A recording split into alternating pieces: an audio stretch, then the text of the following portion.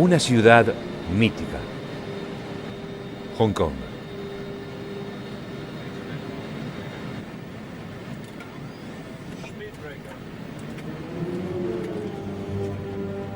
Un encuentro secreto entre dos hombres. Edward Snowden, el ex agente de la CIA y de la agencia de seguridad norteamericana, y Glen Greenwald, el periodista norteamericano del diario británico The Guardian. Un encuentro que va a cambiar la historia de Internet, nuestra percepción global de la red e incluso la misma relación entre los estados del mundo. La revelación de Edward Snowden es de evidente interés público y es una acción benéfica para mucha gente. Reveló informaciones casi secretas sobre la situación de vigilancia masiva, de llamadas telefónicas, de mensajes de correo electrónico de millones de personas en todo el mundo.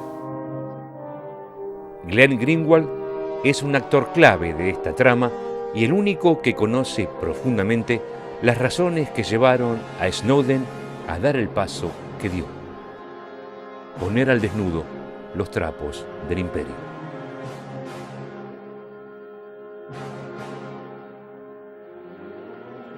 I think in his case, he judges the value of human beings based not on the things they claim they believe in, but on the actions they pursue in defense of those beliefs. He got to the point when he realized that he had a choice, which was to continue to work within the system and help perpetuate it, meaning help destroy the privacy of hundreds of millions of people around the world who weren't aware that it was being done to them. Or at best, to just stay quiet about it and leave, but let it continue. Or to take action in defense of the values that he always claimed he believed in. And I think what he realized is that had he chosen to do something different, had he chosen to remain quiet, or to allow this system to continue without his taking any action against it, that he literally would not have been able to live with himself for the rest of his life. The pain that he would have experienced, the shame and the remorse for the rest of his life scared him. It was just too great to allow that to rest on his conscience. And so I think he felt like he really had no choice but to come forward with all these things that he had learned were happening and let people know that it was taking place. People all over the world are realizing that these programs don't make us more safe. They hurt our economy, they hurt our country, they limit our ability to speak and think and live and be creative, to have relationships, to associate freely. And they're going, this doesn't make us more safe, it makes us less safe, it puts us at risk. This story has had much greater impact in the world than I ever expected, even in my most positive expectations. We spent a long time, Snowden and I did, in Hong Kong and even before that, talking about what the likely outcome of this would be. Well, I think for the first time, really since the advent of the internet, we're having a real global debate about the value of individual privacy and internet freedom and the dangers of electronic surveillance. Greenwald vive hace muchos años en Río de Janeiro y no está solo en esta historia de alcance universal. Su compañero, David Miranda, fue demorado por la justicia muchas horas en el aeropuerto de Londres en virtud de una ley antiterrorista. O mundo precisava disso. A internet, desde quando ela se transformou em um instrumento livre para a população, no começo da década de 90, sempre tem aquele debate entre se a internet vai ser utilizada para o bem da população ou se a internet vai ser a maior arma que um governo vai poder ter contra a própria população. Então eu acho que esse momento que a gente está vivendo agora é crucial para a gente saber realmente como a internet vai ser utilizada pelos nossos governos contra a gente no futuro. Espiar, violar la libertad individual y no solo la de los individuos, sino también la de los otros estados, los mismos aliados. La NSA Espió a Francia y España. La agencia norteamericana interceptó más de 60 millones de comunicaciones en España y más de 70 millones en Francia en el curso de un solo mes. También espió los teléfonos de 35 dirigentes del mundo, entre ellos el teléfono móvil de la canciller alemana Angela Merkel. Ausspähen unter Freunden, das geht gar nicht. What we're talking about is future terrorist attacks. And when you look on this slide here, no hay lugar en el mundo donde el dispositivo de espionaje PRISM no haya metido sus garras y sus narices. La excusa ha sido siempre la misma: la lucha contra el terrorismo.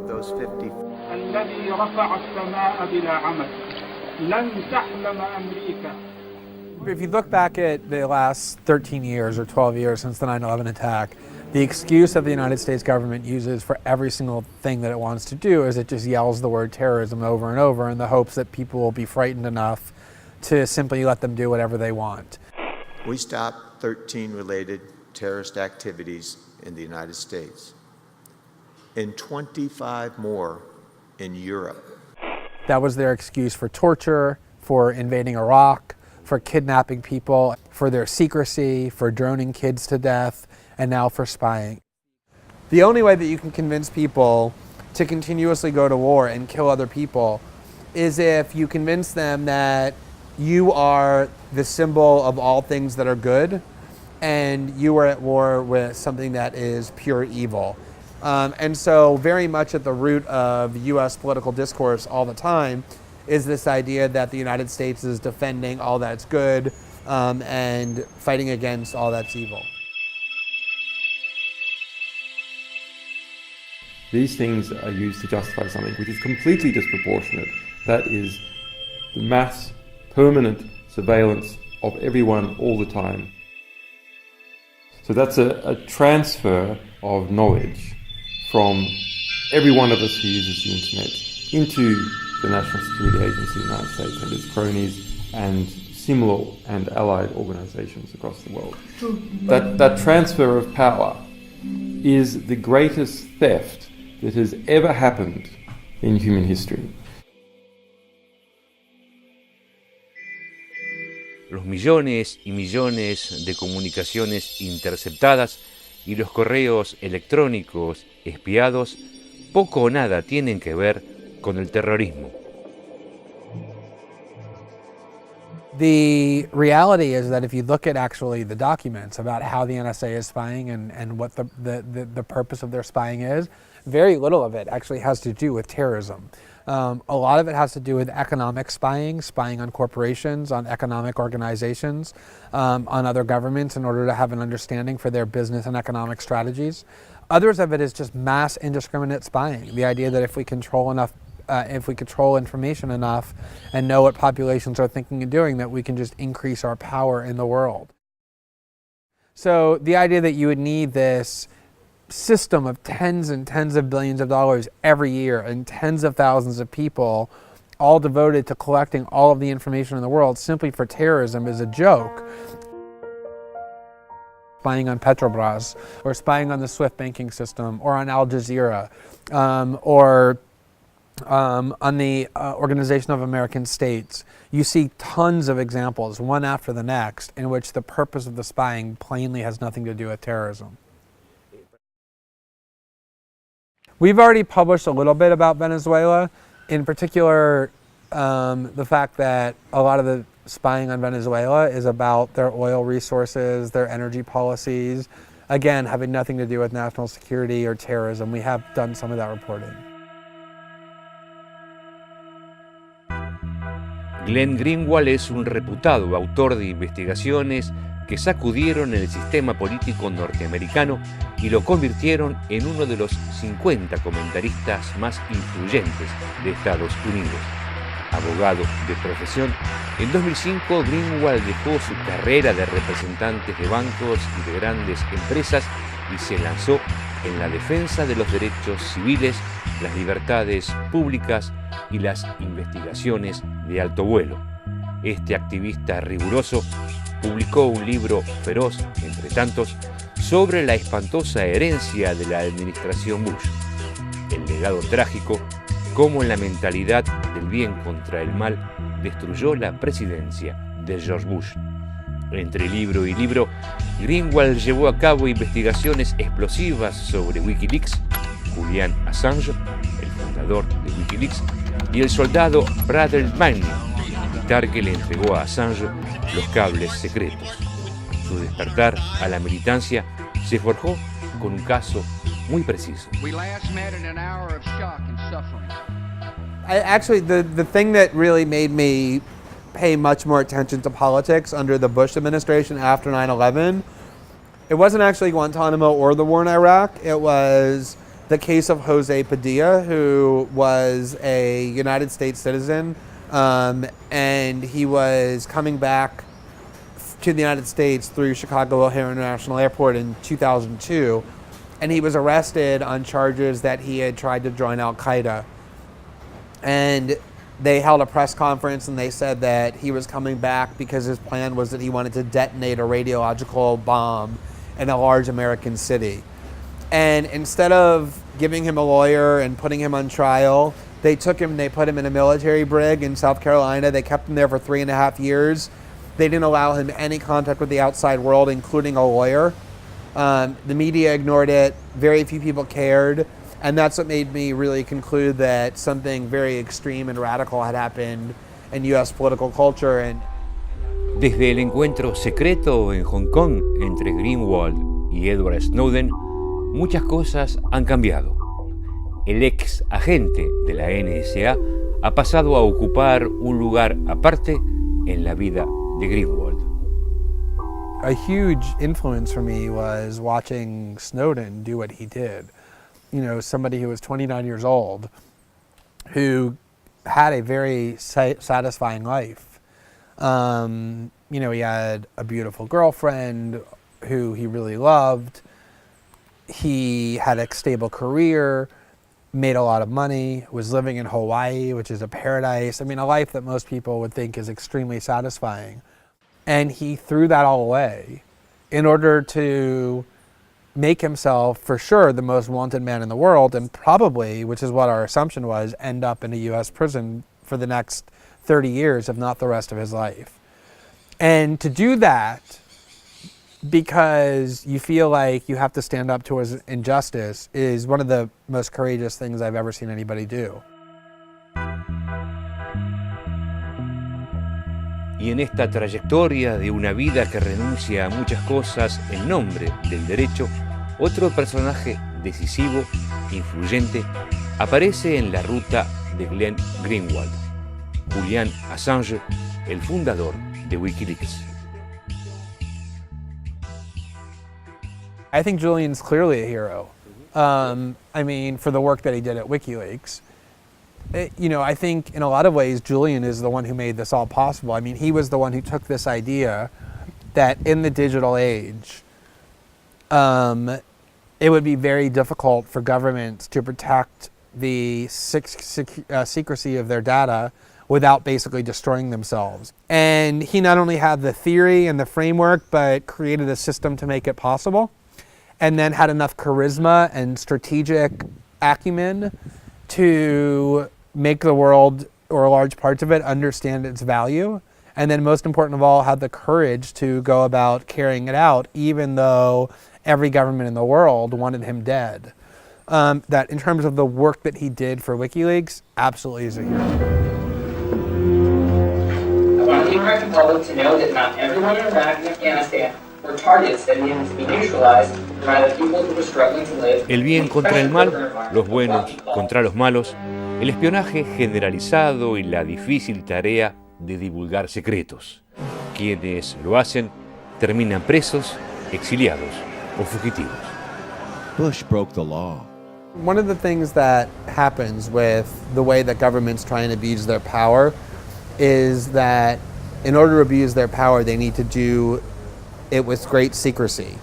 And secret is being jeopardized by the willingness of individuals like Snowden, like WikiLeaks-like Manning to come and disclose huge amounts of information. And so the US government is currently waging a war against people who do that in order to deter and scare others who might think about doing that in the future.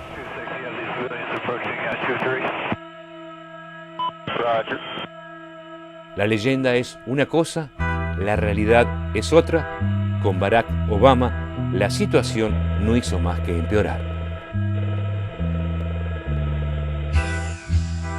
Since President Obama has come into office, there has been a much greater attack on the news gathering process than ever before in American history. In addition, they have invented theories that are designed to make it so that journalists can possibly be prosecuted and can be actually described as criminal. Según cuenta Greenwald, el punto de ruptura definitivo de Edward Snowden se produjo con la presidencia de Barack Obama. He thought that Obama was going to be different and better. And then at some point he realized that Obama wasn't actually fixing anything, that he was continuing these policies, not just spying, but the entire war posture of the United States, the way the United States dominates the world as an empire, the way it hides what it does with secrecy, attacks people who are whistleblowers. Much of this has not gotten better, and a lot of it has gotten worse under Obama.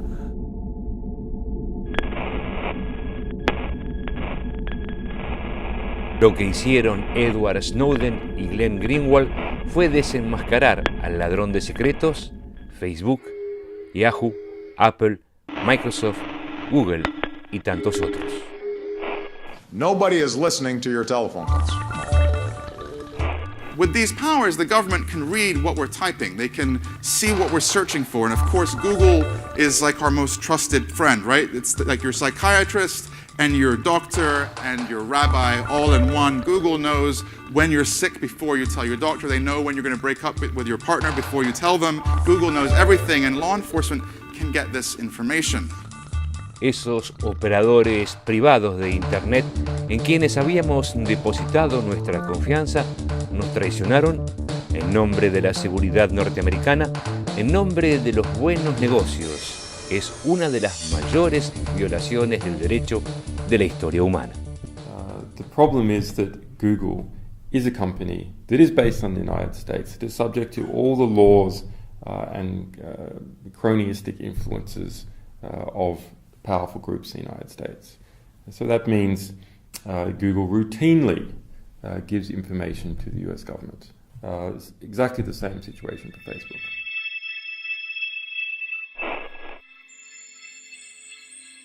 It is true that there are laws that have been passed in the United States that require those companies to cooperate with the United States government and to provide them access to the communications that the US government demands. But in a lot of other instances, those companies cooperate with the US government far more than they need to under the law, because up until now there's been no cost to it since it's all been done in secret. And they get all kinds of benefits from having close relationships with the US government, huge government contracts, all sorts of regulatory advantages, major benefits to their self-interest from having positive relationships with the United States that motivates them to want to do whatever the NSA asks them to do.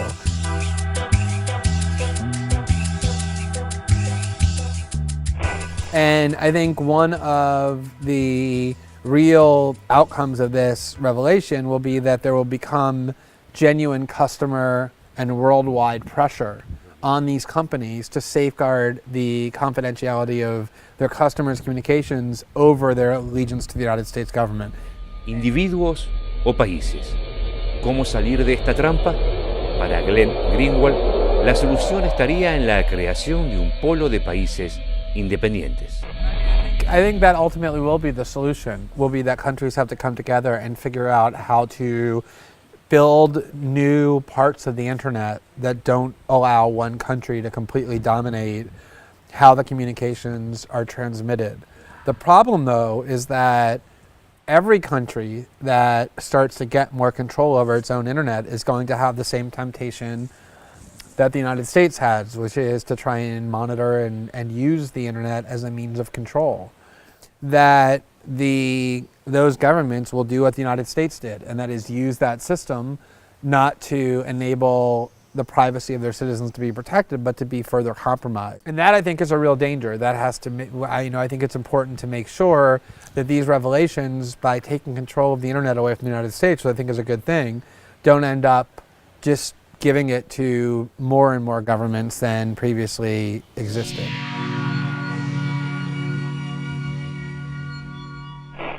I think it's very important for governments to stand up to the United States. I think it's a dangerous world when one country can dictate to the rest of the world what will happen without any challenge or pushback. Hasta ahora, la única responsable política que reaccionó fuertemente frente a estos abusos fue la presidenta de Brasil, Dilma Rousseff.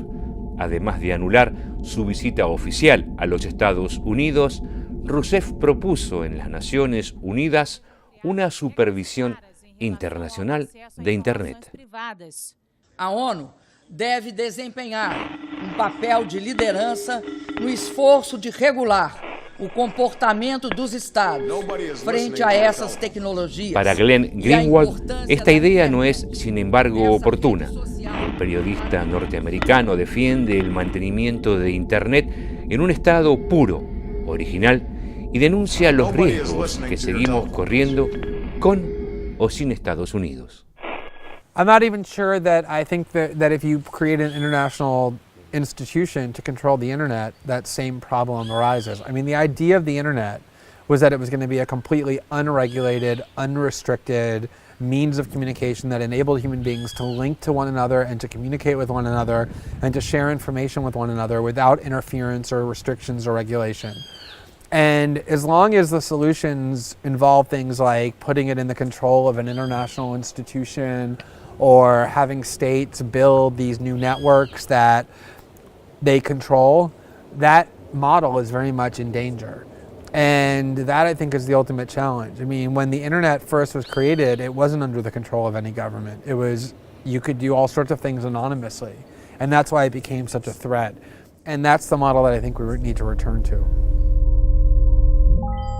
Greenwald es el único que puede explicar hoy cómo un joven de 29 años, Edward Snowden, insertado en el corazón del sistema de seguridad norteamericano, pudo ofrecerle al mundo una verdad tan comprometedora. He started working for the government when he was 21. And he, like most people, had all kinds of ideas when he was 21. And as he learned more and more about his society and formed his own judgments, he started changing how he thought about the US government, the CIA, the NSA. It was a slow process of evolution and understanding and changing his views of things. And it was a gradual process where he started realizing that these institutions that he thought were doing good in the world, were actually not doing good in the world. Refugiado en Moscú, Edward Snowden recibió el premio Sam Adams, entregado por ex agentes secretos que, como él, denunciaron los abusos del Estado norteamericano. Son los filtradores siempre perseguidos. And he talked about how in 2008, 2009, he thought very hard about becoming a whistleblower then and disclosing information that he had learned. But he said, number one, it was at the CIA. He was at the CIA when that happened, and when you leak information at the CIA, you endanger people as opposed to systems. Ele criou nesse debate inteiro porque ele acredita nessa liberdade de expressão na internet. El costo de revelar secretos de Estado a escala universal es alto. Ex agente, militante pacifista, militante por los derechos cívicos o periodista, la vida después nunca es igual. I'm not completely free in that I can't go back to my own country. I mean, if I were afraid, I wouldn't be doing what I was doing. I mean, once I got the documents and I realized just how significant they were, I knew all the risks. Nesse momento, eu tenho certeza que eles estão monitorando nossas conversas, eu tenho certeza que eles estão monitorando cada acesso que a gente faz na internet. Medo de que alguma coisa vá acontecer com a gente, assim, eu não vivo com esse medo. Tenho um pouco de receio de que eles possam fazer alguma coisa com a gente. O jornalismo é uma coisa correta que você precisa fazer.